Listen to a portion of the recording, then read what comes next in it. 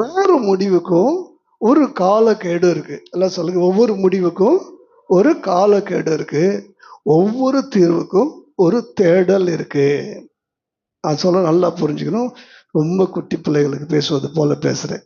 ஒவ்வொரு பிரச்சனைக்கும் ஒரு முடிவு இருக்கு. ஒவ்வொரு முடிவுக்கும் ஒரு கால கெடு இருக்கு. இந்த டைமுக்குள்ள அந்த பிரச்சனை என்ன செஞ்சிடும், தீர்ந்துடும். எல்லா பிரச்சனைக்கும் கண்டிப்பா ஒரு டைம் இருக்கு. சில சீக்கிரம் தீரும், சிலது கொஞ்சம் லேட்டா தீரும். ஒவ்வொரு பிரச்சனைக்கும் ஒரு தீர்வு இருக்கு.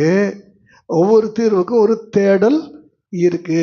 தேடாம எந்த பிரச்சனையும் என்ன செய்யாது, தீராது. அல்லேலூயா. இப்போ இந்த தலைப்புல தான் நம்ம என்ன செய்ய போறோம், நம்ம இது பண்ண போறோம். நீங்க கொஞ்சம் சொல்லுங்களேன். எல்லா பிரச்சனைக்கும் ஒரு தீர்வு இருக்கு அப்படின்னு சொல்லி நான் என்ன செஞ்சிருக்கிறேன், சொல்லியிருக்கிறேன். ஒரு நபருக்கு ஒரு வியாதி, அது என்ன வியாதின்னு தெரியல. சுகம் கிடைக்கிற இடத்துக்கு அவர் என்ன செய்யறாரு, போறாரு. இப்ப அந்த குளத்தை ஒரு தூதன் கலக்குவான். கலக்கும் போது இவன் அதுல முதல்ல என்ன செய்யணும், முதல்ல இறங்கணும். போய் உக்காந்துட்டான். அவனுக்கும் அந்த வீட்டுக்கும் அந்த பெதஸ்தா குளத்துக்கு எவ்வளோ தூரம்னு நமக்கு தெரியல. ஆனால் அவ்வளோ தூரத்தை அவன் என்ன செஞ்சிட்டான், நான் சுகமாகணும்னு சொல்லி வந்துட்டான். வியாதி ஒரு பெரும் பிரச்சனையா இருக்கு. இந்த பிரச்சனை எத்தனை வருஷம் கழிச்சு தீர்ந்தது சொல்லுங்க? 38 வருஷம். இந்த கால தாமதத்துக்கு காரணம் என்ன? இந்த கால தாமதத்துக்கு காரணம் பிரச்சனையை தீரணும்னு சொல்லி நினைச்சா அந்த தீர்க்கிறதுக்கு எந்த முயற்சியும் என்ன செய்யல. உட்காந்த இடத்துலயே இருக்கிறான். அங்க போயிட்டு அழகா என்ன செஞ்சிட்டான், பாய போட்டு நிம்மதியா படுத்துட்டான். இவன் படுத்து தூங்கும்போது அவன் கலக்கும்போது என்ன கேட்கும் சொல்லுங்க?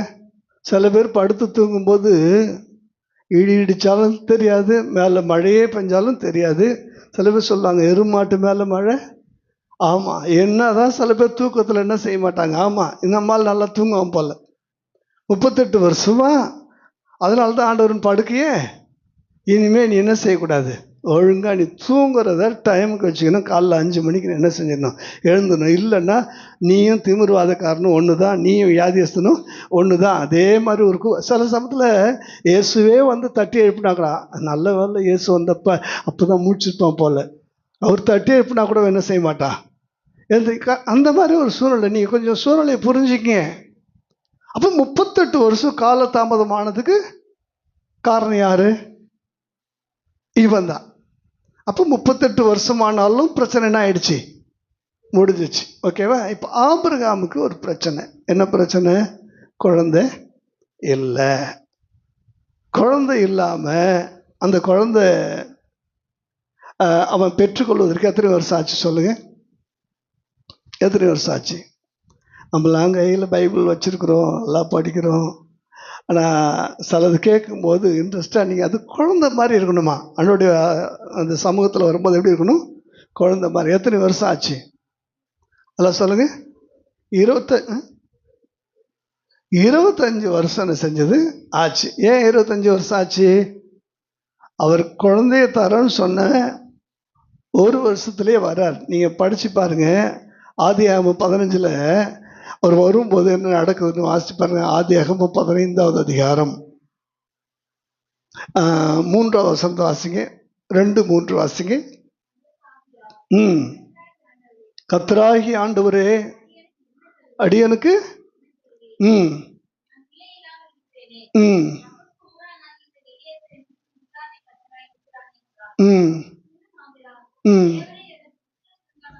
அருளவில்லை.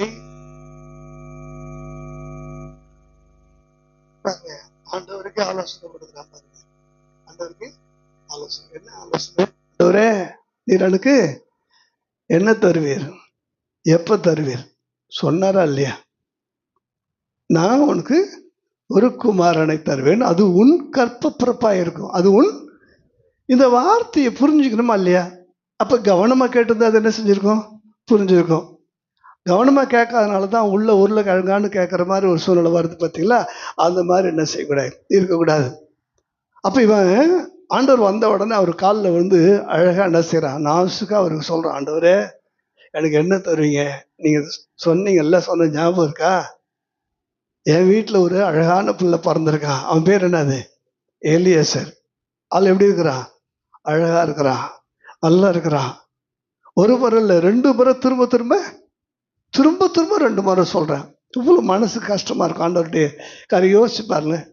நான் தரேன்னு சொன்ன பிற்பாடு எப்போ தருவீங்க, எப்படி தருவீங்க, இதெல்லாம் கொஞ்சம் யோசிக்கும் போது கஷ்டமா இருக்கு. அவருக்கு அப்படியே மனசுக்குள்ள ஒரு எண்ணம், இவர் எப்போ கொடுத்து நான் என் பையனை தூக்கி கொஞ்சணும்னு நினைக்கிற அந்த காலம் வரத்துக்குள்ள மண்ணுக்குள்ள புழுவும் பூச்சி என்னை தூக்கி கொஞ்சிட்டு இருக்குமேன்ற எண்ணம் அவன் மனசுக்குள்ள என்ன செய்யுது? அழவா, ஐயோ என்ன நடந்துருமோ, நான் இருப்பனோ. ஏன்னா அப்பயும் 75 வயசுக்கு மேல ஆயிடுச்சு. 100 வயசுல தான் ஆண்டவன் என்ன செய்யறாரு. அப்ப பிரச்சனை முத்தி போச்சு. அவளும் முத்திக்கிட்டே இருக்கிறான்.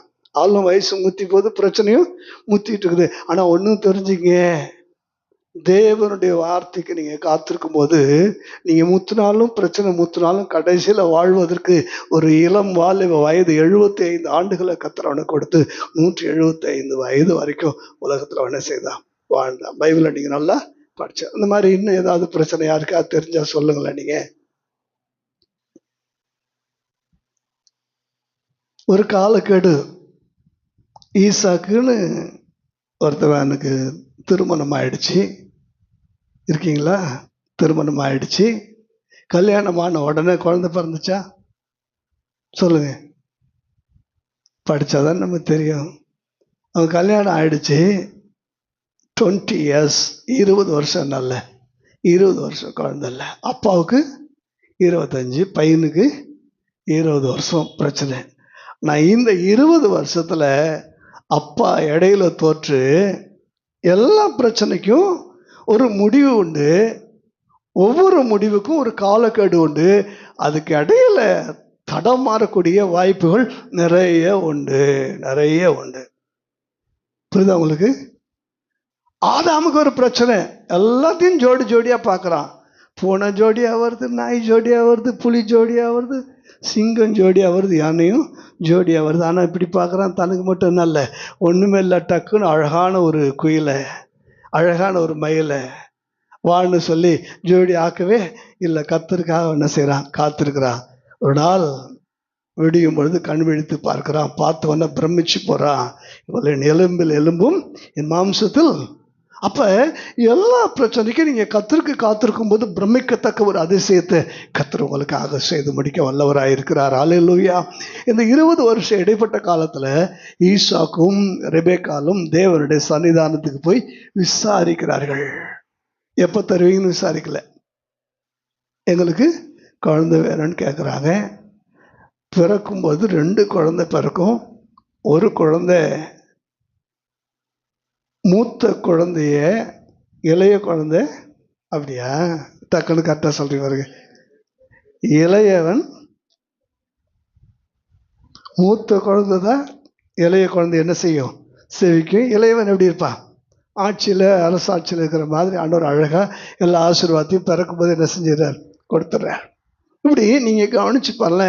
ஒவ்வொருத்தருக்கும் ஒவ்வொரு பிரச்சனை என்ன செய்து வருது. ஆனா ஒரு குறிப்பிட்ட காலத்துல ஒரு அம்மாவுக்கு ஒரு வியாதி, பெரும்பாடு, இரத்தப்போக்கு நிற்கவே இல்லை. எத்தனை வருஷம், எத்தனை மருத்துவர்களை பார்த்துருப்பாங்க. கொஞ்சம் யோசிச்சு பாருங்க. எத்தனை வருஷம் இந்த பிரச்சனை போச்சு? 12 வருஷம் இந்த பிரச்சனை போச்சு. இந்த 12 வருஷம் அவங்க பார்க்காத மருத்துவர், அநேக வைத்தியர்களால வேதனைப்பட்டு, அப்ப இந்த பிரச்சனைக்கு ஒரு தீர்வுன்னு ஒண்ணு இருக்கு. இயேசுவை சந்திக்கிற பொழுது அந்த தீர்வு என்ன ஆயிடுது? கிடைச்சிருது. அல்லேலூயா. நம்முடைய வாழ்க்கையிலையும் சில பிரச்சனை தீர்க்கவே முடியாத பிரச்சனையா? பவுலுக்கு அவ்வளோ பெரிய தேவ மனுஷன், தீர்க்க முடியாத ஒரு பிரச்சனை. தேவனுடைய வெளிப்பாடுகளை எழுதலான்னு சொல்லி உட்காரும் போது கோமா ஸ்டேஜுக்கு போய் டங்குன்னு மண்டையில ஒரு இடி, கண்கள் குளமாயிடும், எங்க இருக்கிறனே தெரியாது, அப்படியே ஒரு மாதிரி பார்வை இழந்து போய் உட்காந்துருவான். அப்பதான் 3 முறை ஜெபிக்கிறார் பவுல். ஆண்டவரே, எனக்கு இப்படி ஒரு பிரச்சனை இருக்கு, என்ன செய்யட்டும்? ஆண்டவர் சொல்ற, என் கிருபை உனக்கு உன் பலவீனத்தினுடைய பலன் பூரணமாய் வழங்கும். அல்லேலூயா. பல சமயத்துல நம்முடைய பிரச்சனைக்கு தீர்வே கிடைக்காவிட்டாலும் தேவன் தம்முடைய கிருபையினாலே அதை நிரப்புவதற்கு, அதை ஜெயிப்பதற்கு ஆண்டவர் நமக்கு உதவி செய்வார். கரங்களை தட்டி கர்த்தரை மகிமைப்படுத்துவோமா? அல்லேலூயா. பிரச்சனைக்கு எப்படிப்பட்ட இடத்துக்கு போறோன்று வருத்தப்பட்டு பாரம் சுமக்கிறவர்களே, நீங்கள் எல்லாரும் பிரச்சனையில் இருக்கிறவர்களே, போராட்டத்தில் இருக்கிறவர்களே, இப்படிப்பட்டவெல்லாம் யார்கிட்ட வாங்க? என்கிட்ட வாங்கன்னு ஆண்டவர் கூப்பிடுறாரு. ஆனா இன்னைக்கு ஒவ்வொரு பிரச்சனைக்கும் ஒவ்வொரு இடத்த நம்ம என்ன செஞ்சிருக்கிறோம்? தீர்வா வச்சுட்டு அங்க போறோம். ஒரு 12வது படிக்கிற பையன், கொஞ்சம் கண்ணில் பிரச்சனை, சரி மருத்துவரை பார்க்கலான்னு சொல்லி அவன் டாக்டர்கிட்ட போறான். டாக்டர் கேட்கிறார், உனக்கு என்னப்பா பிரச்சனை? டாக்டர், எனக்கு படிக்கும்போது எல்லாமே எழுத்துல தெரியுது, யாரை பார்த்தாலும் ரெண்டு எனக்கு தெரியுது அப்படின்னு சொல்லி சொல்றாங்க. சரிப்பா, அதுக்கு நீ தனியா வர வேண்டியதுன்னா உங்கூட இருக்கு 4 பேரை கூப்பிட்டு வந்தான்னு கேட்டாரு. அவன் பின்னாடி பார்க்கணும், ஒண்ணுமே இல்லை. ஆஹா, நம்ம வந்த இடம் நமக்கே பிரச்சனை, 2 ஆப்போசிட்ல பிரச்சனை இருக்குது. எப்படிப்பட்ட இடத்துக்கு போறோம்ன்றதுதான் நம்முடைய பிரச்சனை இருக்குது. அல்லேலூயா. சில பிரச்சனை சமயத்துல சிலர் ஆசை என்ன செய்வாங்க, காட்டுவாங்க. ஒருத்தருக்கு 2 லட்சம் ரூபாய் பிரச்சனை. ஆனா இப்ப ஒரு போன் கால் வருது, உங்களுக்கு $28,000 உங்க பேங்க்ல என்ன செய்ய போகுது, கிரெடிட் ஆக போகுது, அது உங்க பேர்ல என்ன செஞ்சு வந்துடும், அதுக்கு முன்னாடி நீங்க என்ன செய்ய, அமௌண்ட் கட்டுன்னு சொல்லி இப்படி கொஞ்சம் கொஞ்சமா கட்ட வச்சு அவன் 3 லட்சம் ரூபாய்க்கு மேல என்ன செஞ்சுட்டான், கட்டிட்டா. இன்னும் என்ன செய்யல, பிரச்சனை எவ்வளவு, 2 லட்சம் ரூபாய் பிரச்சனை. ஆனா அந்த பிரச்சனைக்கு மேல 2 கோடி ரூபாய் அளவுக்கு பணம் உனக்கு என்ன செஞ்சு வந்திருக்குன்னு சொல்லி இருக்க இவனை பெரும் கடங்காரனா. ஒரு சின்ன ஆசை பிரச்சனைகளுக்கு நடுவுல நம்ம வேற மாதிரி இன்னும் பெரிய பிரச்சனைக்குள்ள என்ன செஞ்சிடும், கொண்டு போய் விட்டுடும். கவனிச்சு பாருங்க, காட்டுல ஒரு சிங்கம், அதுக்கு ரொம்ப பசி, நரி பிடிச்சிருச்சு. இப்ப நரி சொல்லுது, நான் சின்ன உருவம் தான், என்னை விட்டுட்டீங்கன்னா ஒன்று நல்ல அழகான ஒரு பெரிய மிருகத்தை நான் கொண்டு வரேன் அப்படி சொன்னப்பா சொல்லிச்சு, எனக்கு ஒரு கழுதை வேணும், எனக்கு ஒரு கழுதை வேணும், நான் கழுதை கறி சாப்பிட்டு ரொம்ப நாள் ஆகுதுன்னு அந்த கழுதை என்ன செய்யுது, இந்த கழுதைகிட்ட கேட்குது. சரின்னு நரி என்ன செய்யுது, ராஜாவே நான் என்ன செய்கிறேன், போய் கூப்பிட்றேன்னு சொல்லி போய் ஒரு கழுதைகிட்ட தந்திரமா கூப்பிடுது. ராஜா, சிங்கம் காட்டு ராஜா, இப்போ அதுக்கு பதவி மேலே ஆசை இல்லையா, உன்னை காட்டுக்கு ராஜா ஆக்கணும்னு சொல்லி அது என்ன செய்யுது, ஆசைப்படுது. அதனால நீ வா. ஐயோ, நான் வரல, காட்டுக்கே ராஜா வாக்குறன்னு ஒருத்தர் சொல்லும்போது இந்த மாதிரி ஒரு வாய்ப்பை நழுவ ஒட்டினா உன்ன மாதிரி ஒரு முட்டாள் யாருமே இல்லைன்னு அப்படியே கழுது யோசிக்குது. அப்படியே கழுத கற்பனையில் அப்படியே சிங்காசனத்தில் உட்காந்துருக்கிற மாதிரி, அப்படியே காட்டையே அப்படியே ஆளுகை செய்கிற மாதிரி, எல்லா மிருகங்களும் சாஷ்டாங்கமாக விழுந்து பணிஞ்சுக்கிற மாதிரி கழுதுகளுடைய கற்பனையில் ஓடுது. டக்குன்னு ஒரு செகண்ட் வா போலான்னு சொல்லி வருது. இந்த நரியும் கழுதையும் கிட்ட நெருங்கும் போது டக்குன்னு சிங்கம் பாஞ்சுது பாருங்க. கழுத பயந்து திரும்பும் போது வால் மட்டும் அறுந்து போச்சு. வால் இப்போ யார் கையில் இருக்கு, சிங்கம் கையில் இருக்கு. ஐயோ, உயிர் தப்புன்னு சொல்லி கழுத திரும்பி பார்க்காம ஓடிடுச்சு.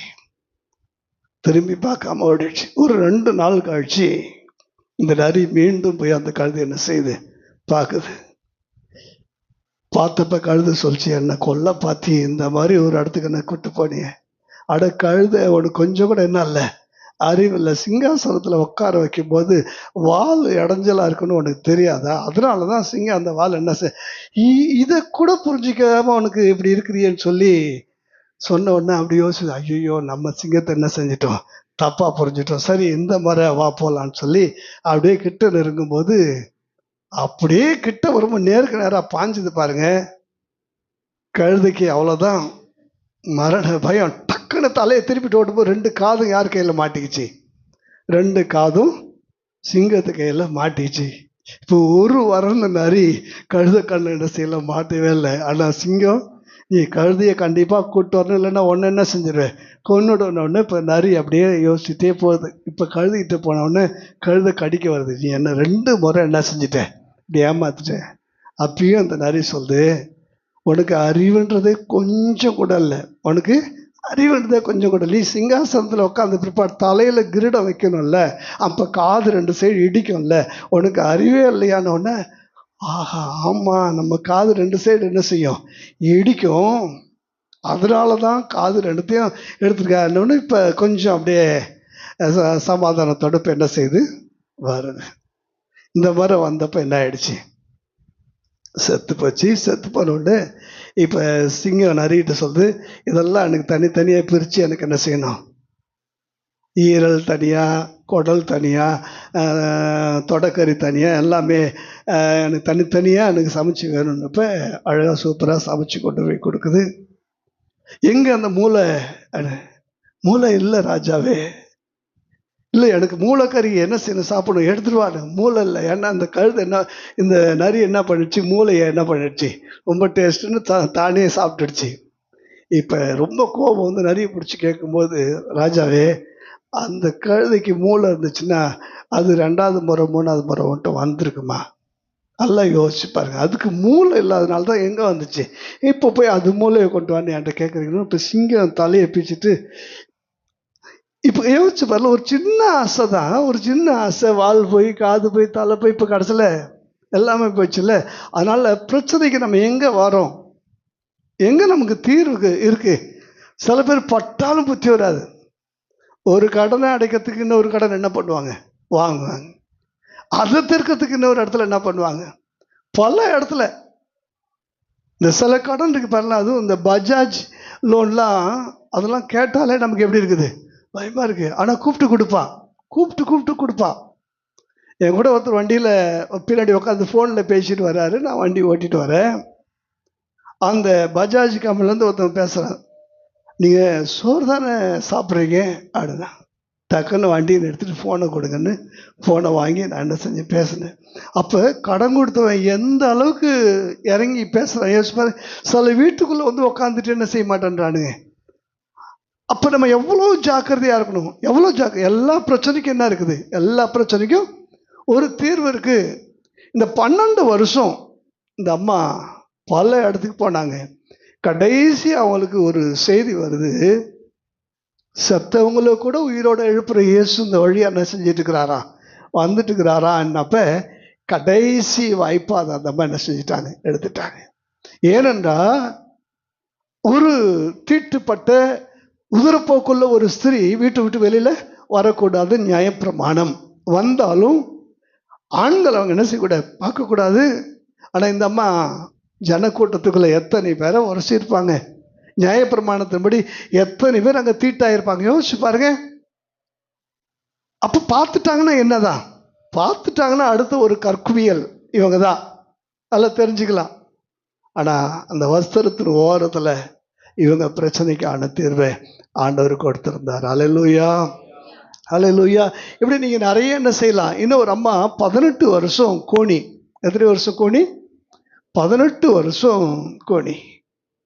18 வருஷமா அந்த அம்மா ஓய்வு நாள் தோறும் எங்கே வராங்க, ஆலயத்துக்கு வராங்க. எவ்வளோ வேணும் நிமிர முடியல, கீழே தான் என்ன செய்கிறாங்க, இருக்கிறாங்க. ஆனாலும் ஆலயத்தை அவங்க என்ன செய்யலை, விடலை, ஆலயத்தை விடலை. அவங்க ஆலயத்தில் இருக்கிறாங்கன்னா அவங்க மனசு கொஞ்சம் யோசிச்சு பாருங்க, ஒரு தெய்வ நம்பிக்கை அவங்களுக்கு இருந்திருக்குமா, இருந்திருக்காதா, இருந்திருக்கும். 18 வருஷமா என்னை நிமிரவே பண்ணலை, கடவுள்னு ஒருத்தர் இல்லவே இல்லைன்னு மனசில் அவன் நினைக்கவே இல்லை. பிரச்சனைக்கு என்றாவது ஒரு நாள் நிச்சயம் தீர்வு கிடைக்கும், தீர்வு கிடைக்கிற இடம்தான் தேவனுடைய சன்னிதானம் என்று சொல்லி அந்த இடத்துல அவர் தொடர்ந்து வந்தா பாருங்க, அங்கதான் ஒரு பெரிய திருவாண்டூர் வச்சிருந்தார். அல்லேலூயா. இருந்ததா இல்லையா, ஆமென். அப்ப அதே மாதிரி இன்னொரு யோசேப்புடைய லைஃப்ல எடுத்துக்கலேன். யோசேப்பு 13 வருஷம் தகப்பனை தாயை விட்டு பிரிஞ்சுட்டான். ஒரு இடத்துல அடிமையா இருக்கிறான், இன்னொரு இடத்துல சிறை கைதியா இருக்கிறான். எங்க போய் முடியுமோ வாழ்க்கை எங்க போய் முடியுமோ, வாழ்க்கை எங்க போய் முடியும்னு ஆரம்பத்திலே ஆண்டவர் ஒரு லைவ் லொக்கேஷன் கொடுத்துட்டாரு. என்ன லொக்கேஷன் கொடுத்துட்டாரு, உன்னுடைய டெஸ்டினேஷன் கண்டிப்பா இங்க தான் போய் முடியும். எல்லாரும் காலில் விழுந்து வணங்குவார்கள், சூரியனும் சந்திரனும் விழுந்து வணங்கும். ஆளுகை உனக்கு இருக்கும் என்று ஆண்டவர் சொன்ன வார்த்தை இந்த நிறைவேற 13 வருஷம் ஆயிடுச்சு. 13 வருஷத்துக்கு அப்புறம் பார்த்தீங்கன்னா நம்மால் எப்படி இருக்கிறான்? பார்வோனிலும் மேலான அதிகாரம் படைத்தவனா இருக்கிறான். அல்லேலூயா. இப்படியே நீங்கள் ஒவ்வொரு தீர்வுக்கும், அதாவது ஒவ்வொரு பிரச்சனைக்கும் ஒரு முடிவு உண்டு. ஒவ்வொரு முடிவுக்கும் ஒரு காலக்கெடு உண்டு. அந்த காலக்கெடு, அந்த காத்திருக்கக்கூடிய காலம். கர்த்தருக்கு காத்திருக்கிறவர்கள் புது பலன் அடைவாங்க. காத்திருக்கிறதுக்கு பதிலாக எழுப்பி ஓடும்போது தான் என்ன வரும்? பிரச்சனை வரும். காத்திருந்தா சகை வீட்டுக்கு ஆண்டவர் என்ன செஞ்சிருப்பார்? போயிருப்பார். இந்த இடையில ஓட்டம், மரம் இந்த மாதிரி வேலையே இருந்திருக்காது. காத்திருக்கிற இடத்துல கரெக்டாக காத்திருந்ததுனால தண்ணிலாம் தீர்ந்துட்டே இருக்குது. இவனே வேற இடம் தண்ணியை தேடி போயிருக்கலாம் எலியா, ஆனால் போகலை. ஆனால் தண்ணி தீர்ற அன்னைக்கு கடைசியாக சொல்ல, நீ எழுந்து சாரி பார்த்துக்கு போன்னு சொன்னார். அங்கே அவனுக்காக ஆயத்தம் பண்ணி வச்சிருக்க. அந்த காத்திருக்கிற காலகட்டங்களில் தான் நிறைய பிரச்சனை என்ன செய்யுது? நிறைய பிரச்சனை. சில இடத்துல இந்த மாதிரி தலையை சாட்சிக்கூடாது. இப்போ நல்ல நேரம் நின்று உட்கார். அல்ல வசனத்தை கேட்கும்போது சிலர்லாம் பார்த்தீங்கன்னா படத்தில் சினிமாவுக்கு போயிட்டாங்கன்னா அந்த கிளைமாக்ஸ் காட்சி முக்கியமானதெல்லாம், சார் நுனி சீட்டில் உட்காந்து பார்த்த என்னால் என்ன அவனுடைய வார்த்தை வரும்போது நீ எப்படி கவனிக்கணும்? அதுதான் உங்களுடைய வாஞ்ச. அப்படியே சாய்விங்க. அப்படியே பிசாசு கொஞ்சம் கொஞ்சமாக மடியில் படுக்க வச்சு தூங்குன்னு அழகாக அவங்கள என்ன செஞ்சிடுவான்? கண்ணை என்ன செஞ்சிடுவான்? மூடிடுவான். புரியுதா உங்களுக்கு? அந்த மாதிரி இல்லாதபடிக்கு நல்லா கம்பீரமாக என்ன செய்யணும்? இப்போ உள்ள சின்ன சின்ன பிள்ளைகள் தான் அப்படியே பார்த்தீங்கன்னா 80 வயசு தாத்தா மாதிரி இருக்கிற. காரணம் என்னான்னு தெரியல. அப்படிப்பட்ட உடம்பு. அப்படி தானே ஜாக்கு? இடையில உட்காந்துட்டே சந்தோஷம் அப்படியே கண்ணை மூடி ஜெபிக்கிறான். எனக்காக அது ஒரு பக்கம் சந்தோஷமாக இருக்கு எனக்கு. ஆனாலும் இப்போ ஜெபிக்க வேணாம். அதே மாதிரி ஆனந்தும் இடையிடையே கண்ணை மூடி எனக்காக ஆழமாக ஜெபம் பண்ணிட்டு இருக்கிறான். சில பேர் அப்படி ஜெபிக்கும் போது எனக்கு சந்தோஷமாக இருக்கு. ஆனால் முடிச்சுட்டு ஜெபம் பண்ணிங்கன்னா இன்னும் ரொம்ப சந்தோஷமாக இருக்கும். அல்லேலூயா, அல்லேலூயா. சரி, இப்போ நான் ஒவ்வொரு பிரச்சனைக்கும் ஒரு தீர்வு இருக்கு. இப்போ சொன்ன பிரச்சனைக்கு ஒரு முடிவு இருக்குன்னு சொன்னேன். ஒவ்வொரு பிரச்சனைக்கும் ஒரு தீர்வு இருக்கு. ஓகேவா? இப்போ உதாரணத்துக்கு நீங்கள் வீட்டுக்கு போய் யாத்திராகமம் 15வது அதிகாரம் எடுத்துக்கங்க. வீட்டுக்கு போய் சொன்னேன். இங்கே கவனிங்க என்ன. அந்த யாத்திராகமம் 15வது அதிகாரத்தில் இஸ்ரவேல் ஜனங்க செங்கடலை என்ன செஞ்சிட்டாங்க? தாண்டிட்டாங்க. செங்கடலை தாண்டின உடனே இப்போ எங்கே வராங்க? ஃபர்ஸ்ட் இடம் மாறா. எல்லாம் சொல்லுங்க, மாறா அப்படின்னு ஒரு இடத்துக்கு வராங்க. எத்தனை நாள் நடந்து வராங்க? 3 days. 3 நாள் என்ன இல்லை? 3 நாள் இடையில எந்த ஸ்டாப்புமே இல்லை. நான் ஸ்டாப்பாக நடக்கிறாங்க. 3 நாள் தண்ணீர் இல்லை. இப்போ தாகம் எப்படி இருக்குது? பயங்கரமான தாகம், நிறைந்த தண்ணீர். எல்லாம் சொல்லுங்க, பயங்கரமான தாகம், நிறைந்த தண்ணீர். ஆனால் வாயில் வைக்க முடியல. தண்ணி எப்படி இருக்குது? கசப்பாக இருக்குது. தண்ணி கசப்பாக இருக்குது. நினச்சி பாருங்க. இப்போ எவ்வளோ பெரிய பிரச்சனை. தாகம் இருக்கு, தண்ணியும் இருக்கு, ஆனால் என்ன இல்லை? பிரச்சனையே இல்லையா? அது பிரச்சனை.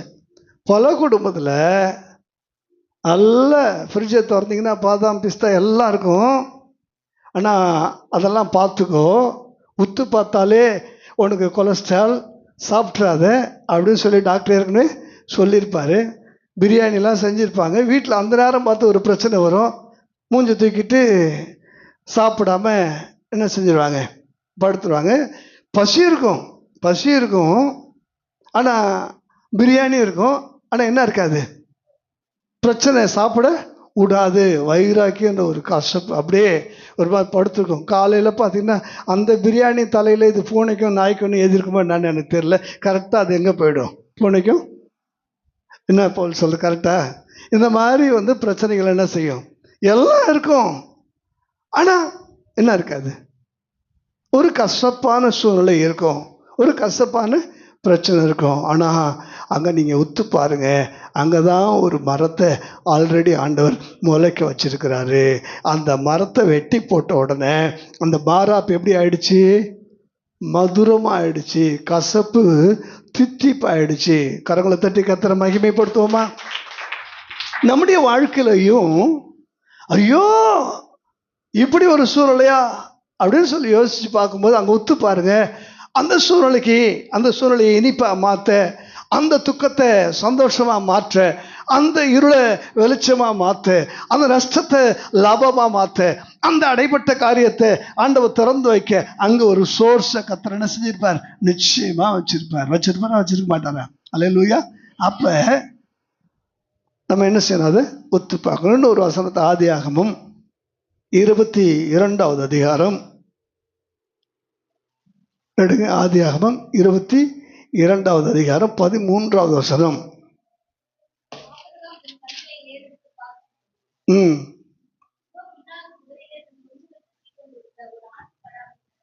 கவனிங்க, தயவு செஞ்சு உங்களுக்கு சொல்றேன், நேரம் கிடைக்கிறப்பெல்லாம் பைபிள் எடுத்து படிங்க, நிறைய படிங்க. பைபிளை தவிர வேற எதையும் படிக்காதீங்க. நிறைய நீங்கள் படிச்சிங்கன்னா தான் இப்படி பேசும்போது புரியும், வாழ்க்கையிலையும் அது நிறைய பிரச்சனையில் ஜெயிக்க உதவும். அல்லேலூயா. இங்க ஆபிரகாமே ஒரு பெரிய பிரச்சனையில் சிக்கியிருக்கிறான். ஏன்னா இப்போ நம்மால் போகும்போது ஈசாக்கோட போனாதான் இந்த பிரச்சனையில என்ன பண்ண முடியும்? தப்ப முடியும். ஈசாக்கு இல்லாம போனா குடும்பத்துல பெரும் பிரச்சனை. 4 ராஜாவை ஜெயிச்சவன், ஆனா வீட்டில் என்ன சாரால என்ன செய்ய முடியாது? ஜெயிக்க முடியாது. பெரும் பிரச்சனை. ஐயோ நான் சிக்கிட்டேனேன்னு சொல்லி அவன் நினைக்கும் போது பின்னாக திரும்பி பார்க்குறான். ஏன்னா இப்ப யார் பலிபீடத்துல இருக்கிறா? ஈசாக்கு பலிபீடத்துல இருக்கிறான். ஓங்கின கத்தி கீழே வந்துச்சுன்னா ஈசாக்கு இப்ப எப்படி ஆயிடுவான்? 2 துண்டு ஆயிடுவான், பொணமாயிடுவான். யோசிச்சு பாருங்க. அடுத்தது கொஞ்ச நேரத்துல தகன பலியிடும்போது எப்படி ஆயிடும்? தகன பலின்னா என்ன சொல்லுங்க? தகன பலின்னா எரிச்சு சாம்பலாக்கக்கூடிய ஒரு பலி. ஈசாக்குடைய சாம்பல் தான் இப்ப எங்க வரும்? வீட்டுக்கு வரும். சாராள்கிட்ட கேட்ட உடனே எடுத்து அவன் மூஞ்சில பூசி, அம்மா இதுதான் யாரு? ஈசாக்கு அப்படின்னு சொல்லி பூசுற அளவுக்கு ஒரு பிரச்சனை, கொடூரமான சூழ்நிலை. அந்த மாதிரி சூழ்நிலையில திரும்பி பார்க்குறான். ஒரு ஆட்டுக்கடா புதரிலே தன் கொம்புகள் சிக்கக்கூடிய. எத்தனையோ ஆடுகள் அதை கிராஸ் பண்ணி என்ன செஞ்சிருக்கலாம்? போயிருக்கலாம். ஒன்றை மட்டும் உனக்காக சிக்க வச்ச ஆண்டவர் இருக்கிறார் பாருங்க. கரங்களை தட்டி கத்திர யோசிச்சு பாருங்க. ஒன்றை சிக்க வச்சுட்டா நினைக்காத, உனக்காக வேற ஒன்றை சிக்க வச்சு ஒன்னை தப்பு வைக்க ஆண்டவர் வல்லமை உள்ளவராக இருக்கிறார். கரங்களை தட்டி கத்திர மகிமைப்படுத்துவோமா? யோசிச்சு பாருங்க. பல சமயத்துல நான் சிக்கி கொண்டேன், நான் தவிக்கிறேன், இந்த பிரச்சனை அந்த பிரச்சனை போராடாது படிக்க நீ கொஞ்சம் திரும்பி பின்னால பாரு. ஏற்கனவே நடத்தி வந்த ஆண்டவர், ஏற்கனவே உனக்கு நிறைய செஞ்ச ஆண்டவர், இப்பொழுதும் இந்த பிரச்சனையிலையும் உன்னை சிக்கி கொள்ள விடாதபடிக்கு உனக்காக இன்னொன்றை ஆண்டவர் சிக்க வைத்திருப்பதை நீ பார்ப்பாய். அல்லேலூயா. எல்லா பிரச்சனைக்கும் ஒரு தீர்வு இருக்கு. அந்த தீர்வுக்கு ஒரு தேடல் இருக்கு. நீ பின்னால திரும்பி பாரு, சுற்றுமுற்று பாரு, எங்க இருக்கு என் பிரச்சனைக்கு தீர்வுன்னு பாரு. உன் பிரச்சனைக்கு தீர்வு எங்கதான் இருக்கும்? அங்கதான் இருக்கும். அல்லேலூயா. காலையில விடிஞ்சுது, கடன்காரர்கள் கதவை தட்டுறாங்க. இந்த அம்மா கதவை திறக்கும் போது கண்ணை திறந்து பார்த்த உடனே கேஆசி மாதிரி கொஞ்சம் யோசிச்சு பண்ணல.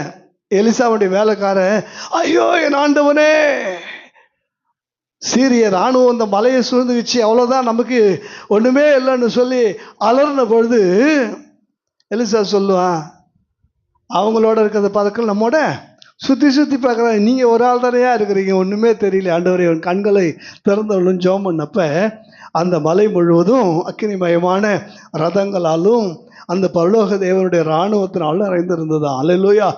அந்த மாதிரி காலையில் எழுந்துச்சு இந்தம்மா கண்ணை திறந்த உடனே பார்த்தா கடன்காரங்க வந்து நிற்கிறாங்க. எம்மா, உனக்கு லாஸ்ட் வார்னிங், உனக்கு கடனை கொடு, இல்லைன்னா ஒரு 2 பசங்களை கொடு. நாளைக்கு நாங்கள் வரும்போது உன்னை கையில் என்ன இருக்கணும்? கடனுக்கு உண்டான அமௌண்ட் வட்டியோடு இருக்கணும். இல்லைன்னா நாளைக்கு ஒரு 2 பசங்களை யாரு கூட அனுப்பிடணும்னு சொல்லி சொல்கிறாங்க.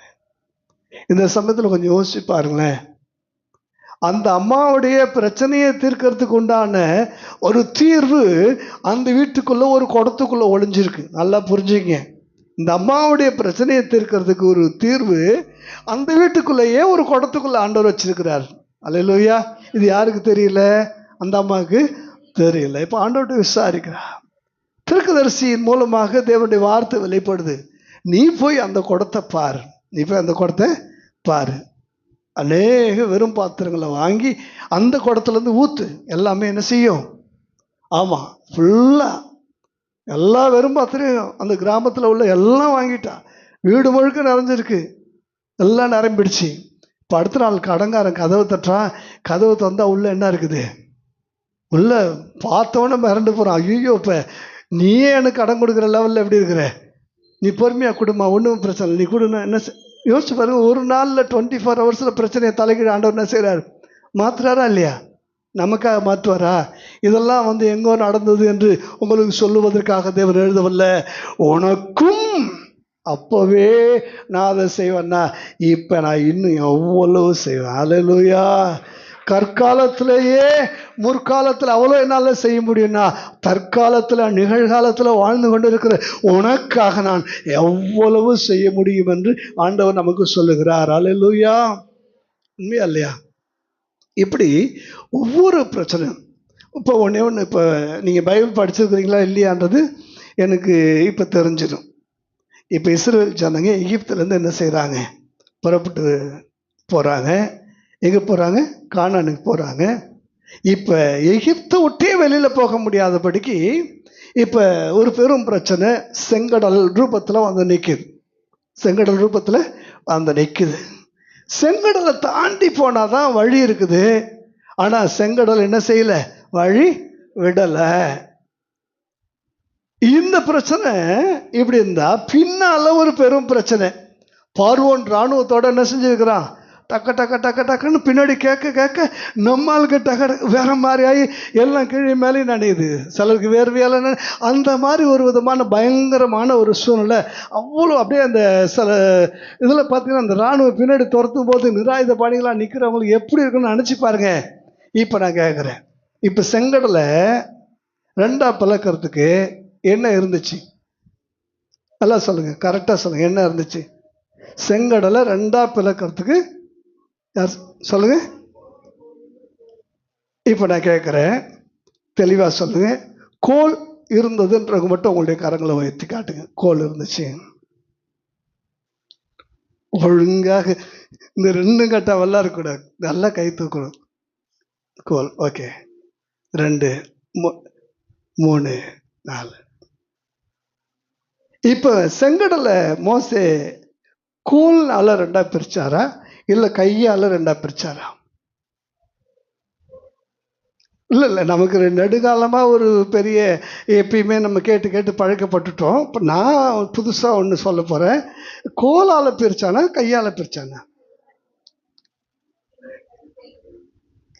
நீங்கள் தெளிவாக சொன்னீங்கன்னா எனக்கு கைன்றவங்க மட்டும் கோலை கையில் கோல் இருக்கா?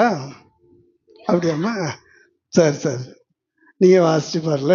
நிறைய சமயத்தில் நம்ம அப்படியே தான் நம்ம என்ன செய்கிறோம், பாரம்பரியமாக கேட்டு கேட்டு நம்ம பழக்கப்பட்டதுனால அப்படியே அதே தான் சொல்லிட்டு இருக்கிறோம். வாசிச்சு பாருங்கள். 15வது அதிகாரம், சரி 14வது அதிகாரம் 21 வாசிங்க. ம் ம் ம்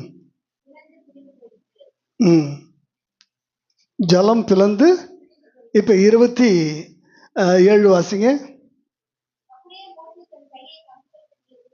ம் ம் இப்போ எனக்கு கவனிங்க. இப்போ இந்த கையில் கோல் இருந்துச்சா? நல்லா சொல்லுங்க, நல்லா சொல்லுங்க. இந்த கையில் கோல் இருந்துச்சா? கோல் செங்கடலை பிரிச்சுதா? கோல் செங்கடலை மூடிச்சா? கோல் செங்கடலை பிரிக்கவும் இல்லை. நம்ம காலங்காலமாக மோசேனாலே கையில் கோல் வச்சுருப்பார். கோலை நீட்டினோடனே குரங்கு ஆடுற மாதிரி எல்லாம். இப்போ நீங்கள் அப்படி தான் நினைக்கிறீங்க. நீங்கள் வாசிச்சு பாருங்கள். இதே 14வது அதிகாரம் எடுங்க. யாத்திராகமம் 14வது அதிகாரம் 16வது வசனத்தை வாசிச்சு பாருங்க. ம் இப்போ நல்லா கவனிங்க, நீட்டப்பட்ட கையில் கோல் கிடையாது. நல்லா புரிஞ்சுக்கணும். நீட்டப்பட்ட, அதனால தான் கோலை என்ன செய்ய சொல்லிட்டாரு, கோலை ஓங்கின்னு என்ன அர்த்தம், மேலே. அதுக்கு சம்மந்தம் இல்லை. இப்போ இவன் தான் என்ன சில சமயத்தில் போடுவாங்க பார்த்துருக்கலாம், நம்ம ஆர்ச்சிக்காரங்க இப்படி இப்படி போட்டால் என்னது, என்னது சிலுவை. அதே தான் அங்கே போட்டாங்க. இப்படின்னா ரெண்டு என்னாச்சு, கேக்கு வெட்டுற மாதிரி பொழந்துட்டான் அப்படின்றான், டக்குன்னு இப்படின்றான், ரெண்டு என்ன ஆயிடுச்சு, ரெண்டு பொழந்து. அதுக்கப்புறம் என்ன செய்கிறான், இப்படின்றான், சேர்ந்துருச்சு. வெறும் கையில் தான். நல்லா கவனிச்சு பாருங்க, எவ்வளோ பெரிய பிரச்சனை. இவ்வளோ பெரிய பிரச்சனைக்கு சோர்ஸ் எங்கே இருந்துச்சு, மோசேயனுடைய கையில். இப்போ உங்கள் கையில் இருக்கிற பைபிளெல்லாம் நல்லா உயர்த்தி மேலே படிங்களேன், நல்லா உயர்த்தி படிங்க. அல்ல உங்கள் வாழ்க்கையில் இந்த வேதாகமத்தில் இருந்த பரிசுத்தவானுடைய பிரச்சனையை விடவும் பெரிய பிரச்சனை வந்துட்டு போகிறதில்ல, வரவும் போகிறதில்ல. அதுக்கும் மேலே பிரச்சனை வந்தாலும் இப்போ உங்கள் கையில் ஒரு சோர்ஸ் இருக்குது பாருல, இதுதான் அந்த சோர்ஸ். நல்லா சொல்லுங்கள், இதுக்கு பேர் என்னது, இதுக்கு பேர் என்ன? ஆமாம், தேவனுடைய வார்த்தை. தேவனுடைய ஏராளமான தேவனுடைய வார்த்தை. வானத்துக்கு பூமிக்கு போடப்பட்ட அஸ்திபாரத்தை பார்க்கலாம் ஆழமான அஸ்திபாரம் உள்ள வார்த்தை. ஒவ்வொரு புள்ளிக்கும் ஒரு பெரும் வல்லமை உண்டு. அல்லேலூயா. அவ்வளோ பெரிய வார்த்தைகளை எழுதி நம்ம கையில் கொடுத்துருக்கிறாரு. உங்கள் கையில் அந்த சோர்ஸை வச்சுட்டு நீங்கள் எங்கே போகிறீங்க, எங்கே அலையிறீங்க, இன்னைக்கு நல்லா தெரிஞ்சுங்க. ஏதாவது ஒரு பிரச்சனையா இதை எடுத்து வாசிக்க ஆரம்பிச்சிருங்க. இதை எடுத்து வாசித்தா உங்களுக்கு ஆசீர்வாதம், உங்களை சார்ந்தவங்களுக்கு ஆசீர்வாதம். அல்லேலூயா. ஒரு நாள் தூக்கம் வராததுனால ஒரு ராஜா ராத்திரி எழுந்திரிச்சு இதை வாசிக்க ஆரம்பிச்சாரு. நாளாகம புஸ்தகம் வாசிக்க ஆரம்பிச்சதுனால ஒரு தன்னுடைய உயிரை காப்பாற்றிய ஒருத்தவனுடைய வாழ்க்கையில மேன்மை கிடைச்சது. தனக்கு விரோதமா எழுப்பின ஒரு சத்துருக்கு ஒரு மரணம் கிடைச்சது. அந்த ராஜாவுக்கு ஒரு பெரிய ஒரு ஆசை. இந்த பைபிளை படிங்க, டெய்லி பைபிளை படிங்க. இதுல இருக்கிற சோர்ஸ் வேற எதுலையுமே கிடையாது. ஒரு படகு, அந்த படகுல 13 பேர் பயணம் செய்கிறாங்க. 13 பேர் பயணம் செய்யும்போது திடீர்னு என்ன வருது, கடல் கொந்தளிக்குது, காற்று அடிக்குது. இன்னைக்கு வாசிச்ச பகுதி எடுங்க. இன்னைக்கு என்ன பகுதி வாசிச்சோம், யாரோ அட்டாக்குன்னு சொல்லுங்க. வசந்தி, என்னம்மா இன்னைக்கு வாசிச்சோம்?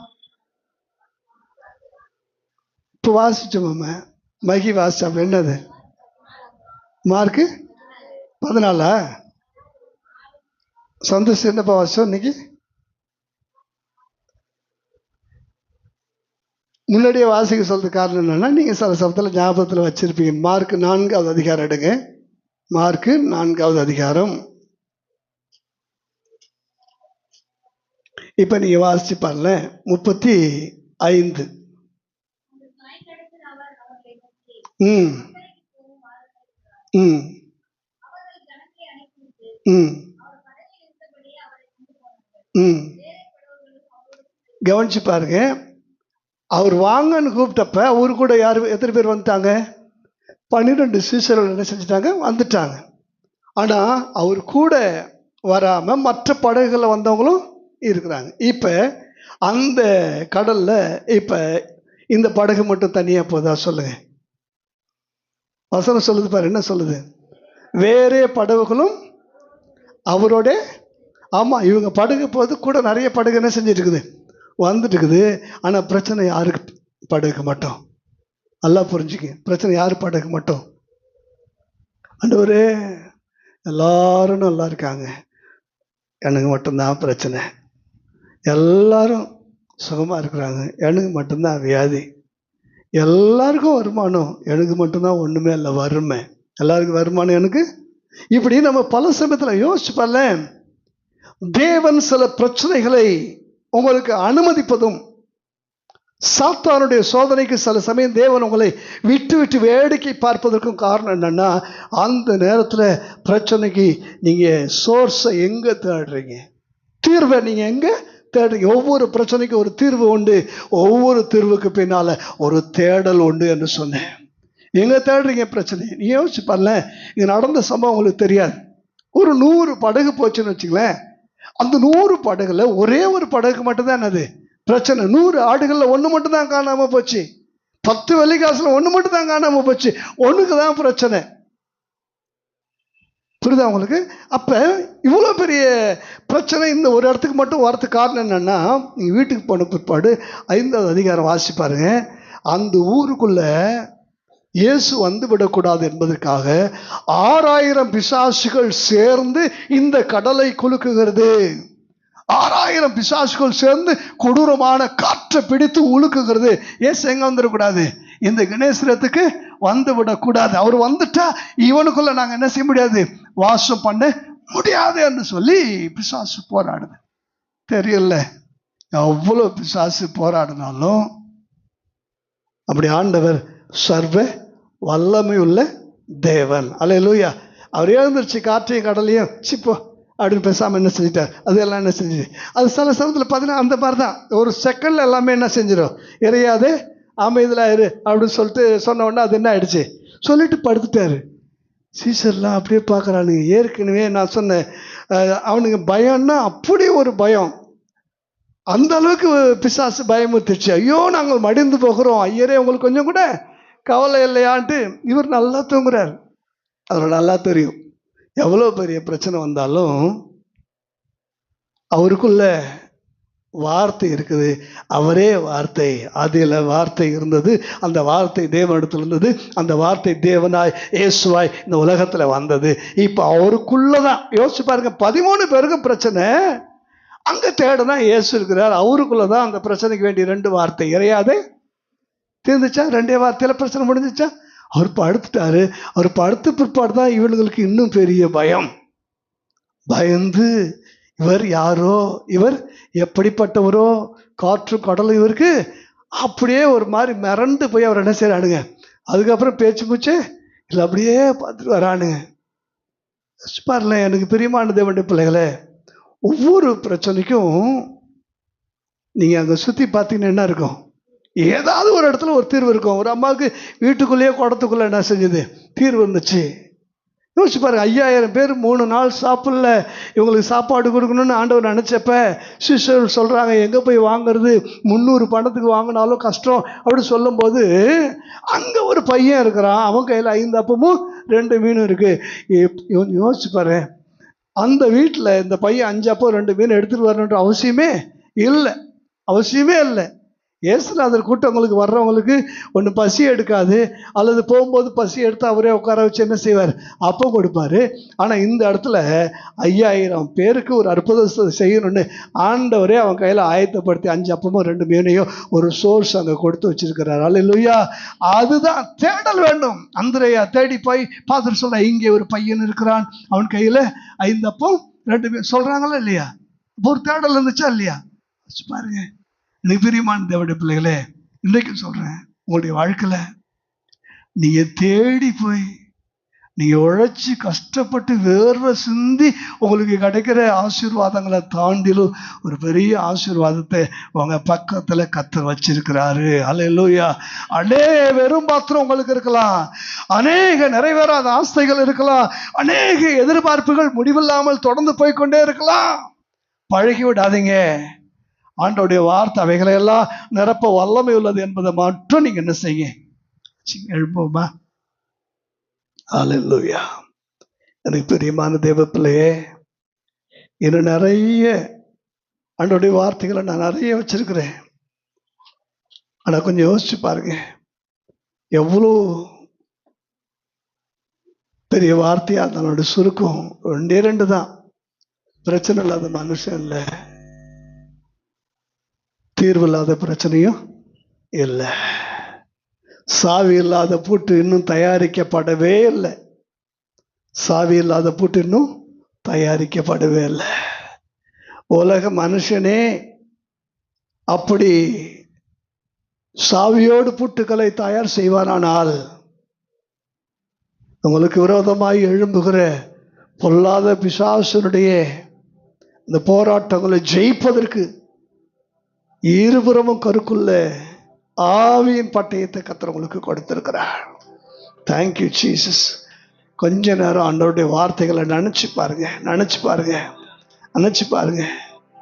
அவ்வளவு பெரிய பிரச்சனைக்குள்ள 2 வார்த்தை, இறையாத அமைதலாயிரு என்ற வார்த்தை காற்றிய கடலையை அமர்த்த கூடுமானால், வா என்று சொல்ற ஒற்றை எழுத்து வார்த்தை ஒருத்தரை தண்ணி மேல நடக்க வைக்க முடியுமானால், எத்தனை லட்சக்கணக்கான வார்த்தைகளை எழுதி கர்த்தர் உங்க கையில கொடுத்திருக்கும் போது ஏன் உங்களுடைய வாழ்க்கையை அசாதாரணமானதாய் கர்த்தர் மாற்றி நடத்த முடியாது? Thank you Jesus. அந்த வார்த்தையை பிரயோகப்படுத்த வேண்டிய நேரம், அந்த வார்த்தையை பயன்படுத்தி விசுவாசிக்க வேண்டிய தருணம் வரும்பொழுது நீங்க புலம்ப ஆரம்பிச்சு அவிசுவாச வார்த்தைகளை அறிக்கப்பட ஆரம்பிக்கிறதுனாலதான் நம்முடைய வாழ்க்கையில பிரச்சனை பிரச்சனை பிரச்சனை முடிவில்லாத பிரச்சனையா தொடர்ந்து போயிட்டே இருக்கு. என் அன்பு சகோதரி, என் அன்பு சகோதரா, என்னுடைய வாழ்க்கையில் அன்றைக்கு ஒன்றை சொல்றேன். கையில வச்சிருக்கிற பைபிளை நல்லா படிங்க, நல்லா படிங்க. ஒவ்வொரு எழுத்துக்குள்ளேயும் ஒளிந்திருக்கிற வல்லமை, ஒவ்வொரு எழுத்துக்குள்ளேயும் இருக்கிற சர்வ வல்லமை, சர்வ வல்லமை. தேவன் தம்முடைய வல்லமையுள்ள வசனத்தினாலே சர்வத்தையும் தாங்கி கொண்டிருக்கிறார். எல்லா கோள்களும் இன்றைக்கு காற்றிலே மிதக்கிறதாக நினைத்துக் கொண்டிருக்கிறார்கள். தேவனுடைய வார்த்தையின் வல்லமை தான் அவைகளை எல்லாம் தாங்கி கொண்டிருக்கிறது என்று எபிரேயர் ஆக்கியோன் சொல்லுகிறார். Thank you Jesus, thank you Jesus. 2 கரங்களை உயர்த்தி, என் ஆண்டவரே உம்முடைய வார்த்தைக்கு முன்பாக நான் அர்ப்பணிக்கிறேன் ஐயா. கவனமா கேட்க, கலங்கமில்லாத ஞானப்பாலின் மேல் வாஞ்சியாய் இருக்கிற புதிதாய் பிறந்த குழந்தைகளை போல இருக்க எங்களுக்கு அனுக்கிறங்க, பாராட்டுங்கப்பா. எதை கேட்பதற்காக அல்ல, செய்வதற்காக நாங்கள் கேட்கிறோம். இதை எங்க வாழ்க்கையில நாங்கள் செய்யணும்ப்பா, செய்யணும்ப்பா. இதை நாங்க செஞ்சு பார்க்கணும். எங்களுக்கு எதிராக வரக்கூடிய செங்கடலை நாங்க பழக்கணும். எங்க குடும்பத்துல இருக்கிற வறுமையை, அநேக வெறும் பாத்திரங்களை நாங்களே எங்கள் கைகளால நிரப்பணும். உங்க வார்த்தையின் வல்லமை எங்க மூலமா வெளிப்படணும். எங்க கையில இருக்கிற 5 அப்போ 2 மீன் ஒரு வெறும் கூட்டத்துடைய பசியை ஆற்றணும். இயற்கைக்கு அப்பாற்பட்ட அற்புத அதிசயங்களை நாங்களே எங்கள் வாழ்க்கையில செய்யணும். எங்களை அப்படி பயன்படுத்துக்கப்பான்னு சொல்லி கரங்களை தட்டி ஆண்டவருடைய வார்த்தைகளுக்காக நன்றி சொல்லுவோமா? Thank you Jesus, thank you Jesus, thank you Jesus. நன்றி அப்பா, நன்றி ராஜா. உங்களுடைய வாழ்க்கையில இந்த வார்த்தைகளை நீங்க செயல்படுத்தி பார்க்க. அல்லேலூயா. இன்னைக்கு நான் சொல்ற அதிகாரத்தை நோட் பண்ணிக்க. வீட்டுக்கு போன பிற்பாடு அதிரடியா நீங்க படிக்க வேண்டிய ஒரு அதிகாரம் லூக்கா 15வது அதிகாரம். லூக்கா 15வது அதிகாரம். லூக்கா 15வது அதிகாரத்துல எல்லாமே நிறைவா இருக்கு. 100, 10, ஒரு குடும்பத்துல 2. புரியுதா உங்களுக்கு? 100, 10, 2 எல்லாம் நிறைவா இருக்கு. ஆனா ஒண்ணு காணாம போச்சு, ஒண்ணு காணாம போயிடுச்சு. இப்ப 99, 9, 1 நிறைவா இருந்த இடத்துல இப்ப என்ன வந்துருச்சு? ஒரு குறை வந்துருச்சு. இப்ப உங்க வாழ்க்கையில நீங்க கவனிச்சு பாருங்க. ஒவ்வொரு ஏதோ ஒண்ணு தொலைஞ்சு போயிருக்கு, ஏதோ ஒண்ணு தொலைஞ்சு போயிருக்கு. கிடைக்குமா கிடைக்காதா என்கிற ஒரு கேள்வி இருக்கு. தேடுங்க, கிடைச்சிடும். தேடனா கிடைச்சிடும். கிடைக்காது எதுவுமே இல்லை. தட்டுங்க, கேளுங்க, தேடுங்க. தேடுனீங்கன்னா கண்டடைவீங்க. புரியுதா உங்களுக்கு? அப்ப அங்க பாத்தீங்கன்னா அந்த அதிகாரம் முழுக்க தேடனா கண்டுபிடிச்சிட்டா, தேடனா கண்டுபிடிச்சிட்டா. ஒரு இடத்துல எதையும் தேடுது, தேவனே அதை திருப்பி என்ன செஞ்சிட்டார்? அனுப்பிட்டார். சில தேட முடியாத, இதுக்கு மேல என்னால ஒண்ணும் பண்ண முடியாதுன்றப்ப தேவ சமூகத்துல அமர்ந்து என்ன செய்யுங்க? தேடுங்க. நீங்க தேட தேட குறைகள்லாம் எப்படி ஆயிடும்? கம்ப்ளீட் ஆயிடும். அல்லேலூயா. அதனால ஒரு பெரும் முதலாவது தேவனுடைய ராஜ்யத்தை தேடினீங்கன்னா இது எல்லாமே என்ன செஞ்சிடும்? பாத்தீங்களா? உலகத்தை சுற்றிவா, இந்த பழம் உனக்குன்னு உடனே டக்குன்னு நம்மால் ஒருத்தர் என்ன செஞ்சார்? அப்படியே சுத்தி வந்து ஜங்கன் நிப்பார், சுத்தி வந்துட்டு அந்த மாதிரி ஈஸி. இதெல்லாம் நம்ம பைபிள்ல இருந்து காப்பி அடிச்சோம். ஒண்ணு நீ எதையும் தேடாத. எண்ணத்தை உண்போம் உணவுக்காக தேடாத, எண்ணத்தை உடுப்போம் உடைக்காக தேடாத, எங்க இருப்போன்னு இடத்துக்காக தேடாத. இது 3 உனக்கு தேவை என்று தேவனுக்கு தெரியும். அதனால டக்குன்னு அவரை சுத்தி வந்து ஆண்டவரேன்னு சொல்லி ஆண்டவன் உள்ள ஆகாரத்தை சேர்த்து அவரோட தருவார். கண்களை மூடி 2 கரங்களை உயர்த்தி ஒரே இருதயத்துல ஏக மனதோடு சேர்ந்து சொல்லுவோமா? என் ஆத்துமாவே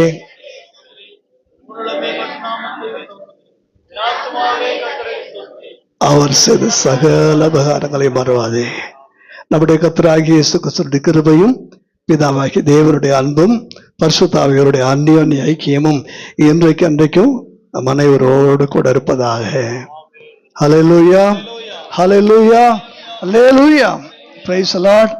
தேவன் தம்முடைய வார்த்தைகளை உங்களுடைய வாழ்க்கையில் நிறைவேற்றுவாராக. God bless you. கர்த்தர் உங்களை ஆசீர்வதிப்பாராக.